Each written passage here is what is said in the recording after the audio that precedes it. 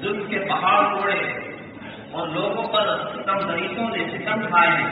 اس وقت اس تصوف نے لوگوں کے اخلاق و اعمال کو سنوارا ہے اور گمراہی سے نکال کر ہدایت کی طرف پہنچایا ہے اور لوگوں کو احسن تقلید کا مصداق بنایا ہے۔ حاضرین محفل، یہ تصوف نام آج کا نہیں ہے، یہ تو 1400 برس پہلے سے ہی ہے، جو اپنی روشنی کا احترام کی بنیاد تعریف دیتی ہے کہ انسانوں میں توازن، انکساری، خوش اخلاقی، ملنساری، اصلاح علم، دوسروں کے عیبوں پر پردہ پوشی، اپنے کردار و عمل سے دوسروں کو اپنانا اور ان کے مقابلے میں اپنے آپ کو بڑھتر و افضل نہ سمجھنا، یہ صوفی کا رمز ہے۔